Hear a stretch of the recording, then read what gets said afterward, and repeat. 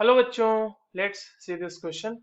Calculate the EMF of the cell PtH2, pressure given है 1 atm, CH3COOH, concentration given है इसका 0.1 molar, NH3 aqueous given concentration is 0.01 molar, H2 1 atm Pt.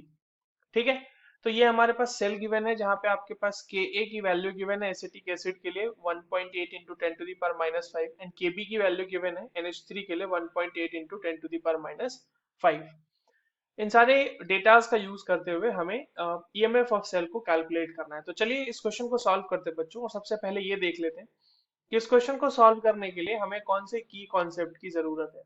अब देखो, की concept की जब हम बात कर रहे हैं इस क्वेश्चन के लिए तो हमें दो चीजें पता होनी चाहिए। एक तो कि नर्स्ट इक्वेशन का यूज कैसे करके हम सवाल सॉल्व कर सकते हैं, और दूसरी चीज जो हमें पता होनी चाहिए वो है कि आयनाइजेशन कांस्टेंट जो है वो किस तरह से हम निकालते हैं या किस तरह से हम उसको यूज कर सकते हैं फॉर सॉल्विंग आवर क्वेश्चंस। तो आयोनाइजेशन कांस्टेंट्स है ना, बेस और एसिड दोनों के लिए, उसके लिए हमें यूज करना आना चाहिए।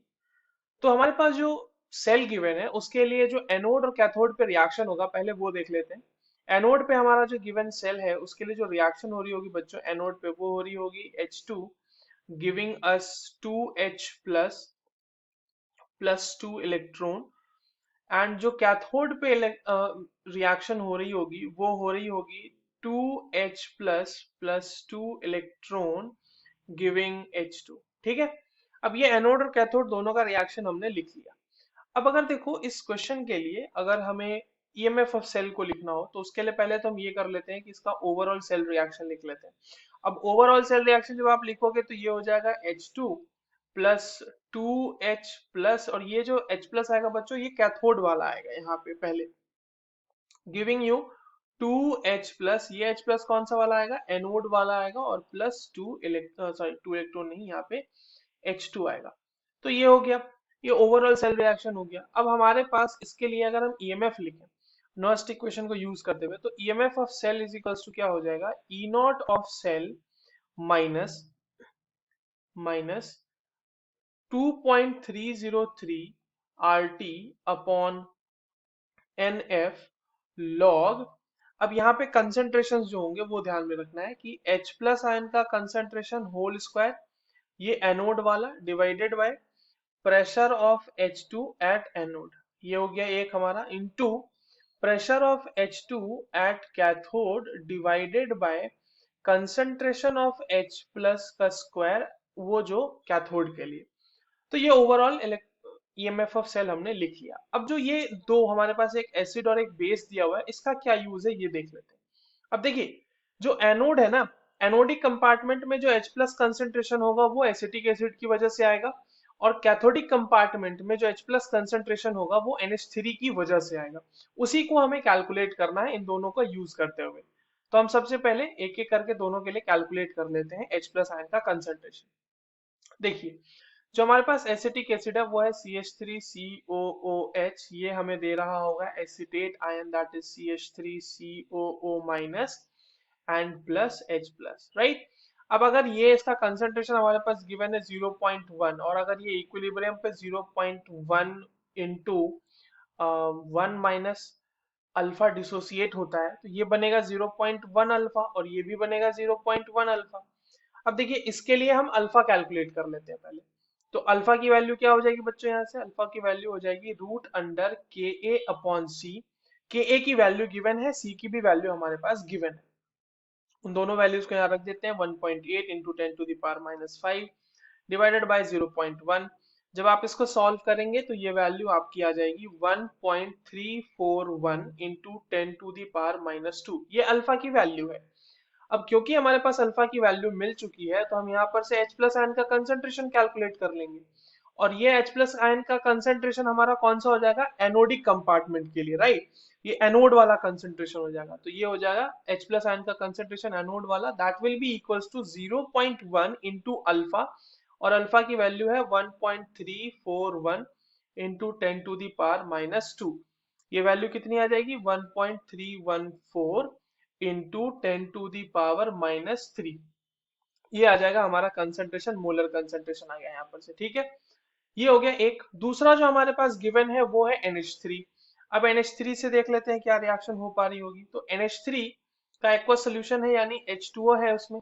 Now this will be giving you what, this will be giving you NH4 plus ions plus OH minus ions. अब यहाँ पर इसका जो कंसंट्रेशन है वो है 0.01। अब ये मान लीजिए इक्विलिब्रियम पे 0.01 1 माइनस अल्फा डिसोसिएट होता है, तो ये फॉर्म होगा 0.01 अल्फा और ये भी फॉर्म होगा 0.01 अल्फा। अब इसके लिए भी अल्फा की वैल्यू कैलकुलेट कर लेते हैं, तो वो क्या हो जाएगा, रूट अंडर के बी अपॉन सी। इसमें जो है ये वैल्यूज पुट कर देनी है हमें। 1.8 into 10 to the power minus 5 divided by 0.0, sorry 0.01 ही होगा सिर्फ, 0.01। और जब आप इसको कैलकुलेट करेंगे तो यहाँ से अल्फा की वैल्यू आएगी 4.242 into 10 to the power minus 2। ये आ गई अल्फा की वैल्यू। अब अगेन क्योंकि हमने अल्फा निकाल लिया है तो यहाँ पर से हम OH माइनस का कंसंट्रेशन निकाल लेते हैं पहले। OH माइनस का कंसंट्रेशन क्या हो जाएगा, 0.01 alpha, that is 4.242 into 10 to the power minus 2।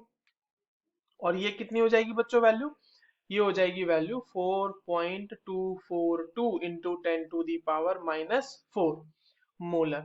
अब देखिए आपको OH माइनस आयन कंसेंट्रेशन मिल गया, तो आप H प्लस आयन कंसेंट्रेशन आसानी से फाइंड आउट कर सकते हैं, क्योंकि OH इंटू, देखिए OH आयन का concentration into H plus ion का concentration that is equals to 10 to the power minus 4। यहाँ पे 4 नहीं, 10 टू दी पावर माइनस 14 होगा वाटर का डिसोसिएशन कांस्टेंट, ठीक है।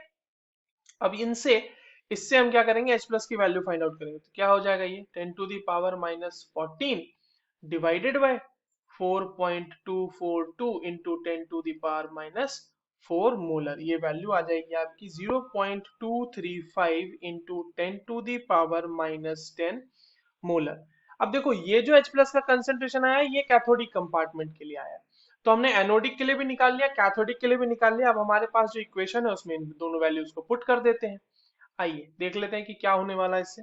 अब हमने जो ईएमएफ ऑफ सेल का फॉर्मूला लिखा था वो लिखा था E cell is equals to E not cell minus 0 point, देखो यहाँ पे हमने लिखा था ये इस तरह से 2.303 R T upon N F, है ना। और लॉग लिखा था H प्लस आयन का कंसंट्रेशन एनोड वाला square upon pressure of H2 ये वाला था at anode into pressure of H2 at cathode और divided by concentration of H plus cathode पे उसका स्क्वायर, है ना। तो ये चीज हो गई। अब देखिए यहाँ पर कि ई नॉट सेल जो होगा, ई नॉट सेल की वैल्यू जो होगी वो 0 होगी, क्योंकि it's a kind of concentration cell. Cathodic compartment और एनोडिक कंपार्टमेंट सेम ही रिएक्शन इन्वॉल्व कर रहा है, तो ई नॉट की वैल्यू दोनों के लिए सेम होगी and that is why E not cell will be 0। तो ई नॉट सेल की वैल्यू 0 रख देंगे और E cell is equals to हम लिखेंगे। अब देखिए 2.303 R T upon F, temperature अगर 25 डिग्री सेल्सियस है जो कि शायद क्वेश्चन में गिवन भी है, अगर नहीं है तो हम कंसिडर कर लेंगे कि 25 डिग्री सेल्सियस पे ही बात की जा रही है, तो उसके लिए ये पूरी वैल्यू आ जाएगी 0.059 अपॉन एन। और एन यहाँ पे क्या होगा, number of electron exchange involve. तो ये क्या हो जाएगा, दो ही इलेक्ट्रॉन का एक्सचेंज हुआ है, आप देख सकते हैं सेल रिएक्शंस में। अब यहाँ लॉग और लॉग में जितनी भी वैल्यूज हमारे पास है उनको रखना है। उससे पहले जो प्रेशर गिवन है H2 का, कैथोड पे हो चाहे वो एनोड पे हो, अगर आप देखें तो वो दोनों ही 1 atm है। तो अगर आप उसमें वो वैल्यू पुट करेंगे तो वो वैल्यू कैंसिल आउट हो जाएगी। तो ये बेसिकली यह क्या हो जाएगी वैल्यू, H प्लस आयन का कंसंट्रेशन एट एनोड का square divided by H plus ion का कंसंट्रेशन एट कैथोड का स्क्वायर। अब आप क्या करो, इसको इस तरह से लिख लो, माइनस 0.059 डिवाइडेड बाय 2 लॉग, ये इसको इस तरह से लिख लेते हैं कि H प्लस आयन का concentration at anode divided by H plus ion का कंसंट्रेशन एट कैथोड, इस पूरे का ये होल स्क्वायर। अब ये 2 बाहर आएगा तो ये इस 2 से कैंसिल आउट हो जाएगा, तो ये हो जाएगा minus 0.059 divided by 2 into 2 log. अब यहाँ पर हम वैल्यूज को पुट कर देते हैं एनोड और कैथोड वाले को, और जब आप एनोड वाले को वैल्यू पुट करोगे तो वो कितनी है 1.314 into 10 to the power minus 3 divided by 0.235 into 10 to the power minus 10 आया था ना ये वैल्यू, यस 10 आई थी ये वाली। तो ये 2 कैंसल, और आप इसको फर्दर सॉल्व करोगे बच्चों, तो यहाँ पर से आपको ओवरऑल सॉल्व करने के बाद ये वैल्यू आ जाएगी -0.45 volt, and this is the EMF of cell which was asked to you in this question. ये ईएमएफ ऑफ सेल ही पूछा गया था, yes EMF of cell. So that was the correct answer. I hope you understood this well. All the very best.